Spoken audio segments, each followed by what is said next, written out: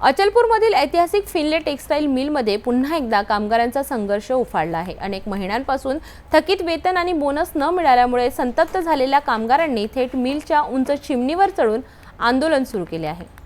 अचलपूरच्या विकासात एकेकाळी महत्त्वाची भूमिका बजावणाऱ्या फिनले मिलमध्ये मात्र कामगारांच्या संघर्षाची गाथा पाहायला मिळत आहे।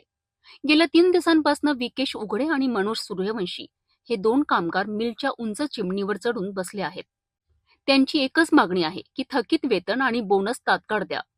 कोरोना काळात बंद पडलेली ही मिल अजूनही सुरू झालेली नाही, त्यामुळे शेकडो कामगार बेरोजगार झाले आहेत आणि त्यांच्यावर उपासमारीची वेळ आली आहे। यापूर्वी मे महिन्यातही याच चिमणीवर आंदोलन झालं होतं।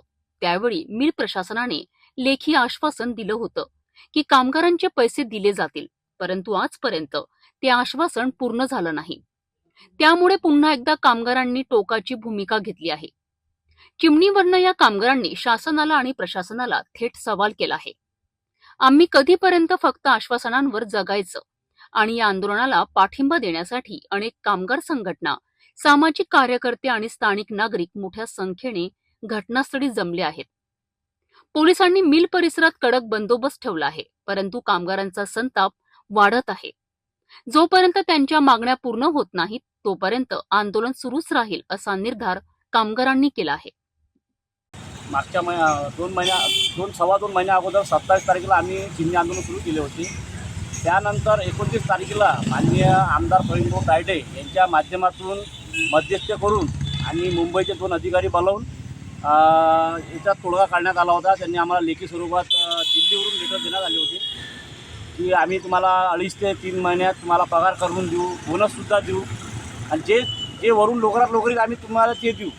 त्यानंतर मुंबईच्या ज्या 3 मिला आहेत, खोटदार, टाटा आणि इंदू मिल, 16 तारखेला मागच्या महिन्यात 16 तारखेला त्यांनी 2 वर्षाचे बोनस दिले।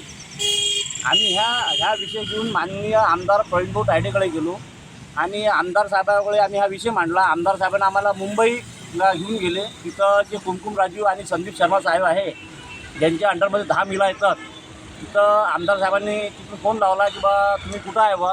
त्यांना सांगा तुम्ही मुंबईला। आमदार साहेबांनी म्हटलं की मी पण सुद्धा मुंबईला आहो आणि त्यांनी सांगितलं की आम्ही सुट्टीवर आहो। पण आम्ही तिथे जाऊन चौकशी केली असता NTC ऑफिसला, तर ते 9:30 आले आणि 11 वाजता पळून गेले। आमच्यासोबत त्यांनी चर्चा केली असती तर आज ह्या पवित्रा घ्यायची आम्हाला गरज पडली नसती, कारण की आज आमची एवढी दुःखद गोष्ट आहे की आमचे पगार नाही, काय नाही। आणि तो चालू महिन्याचा ऑक्टोबर महिन्यापासून तर आतापर्यंत 10 महिन्याचा पगार ह्या शिल्लक आहे।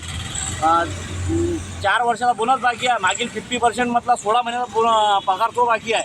आता काल नागपंचमी होती, रक्षाबंधनाकरता आपला राखी होती। आता बहिणीला पैसे देण्याकरता आमच्याकडे पैसे नव्हते। आता कमीत कमी रक्षाबंधन, पोळा, गणपती, महालक्ष्म्या, दसरा, दिवाळी असे मोठे मोठे सण ह्या 2 ते 2 महिन्यात आहे। आम्ही आमचा उदरनिर्वाह कसा करावा?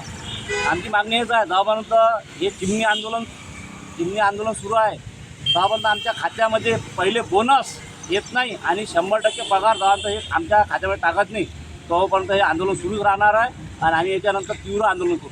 धर्मेंद्र कुमार जे प्रभारी महाप्रबंधक आहेत त्यांच्यासोबत चर्चा काही झाली का? त्यांच्यासोबत चर्चा हेच झाली, त्यांनी आम्हाला काल ऑफिसमध्ये बोलावले आणि त्यांनी विचारले की तुमच्या मागण्या काय? आम्ही त्यांना सांगितले आमच्या 2 मागण्या आहे, बोनस सगळ्यात पहिले अगोदर टाकणे आणि पगार।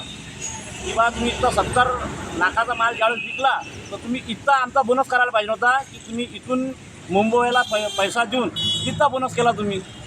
किती कामगाराचा उदरनिर्वाह मिलवर चालतो? कमीत कमी 800 लोकांचा उदरनिर्वाह आहे आणि त्याच्यातले 310 हे परमनंट कामगार आहे आणि 700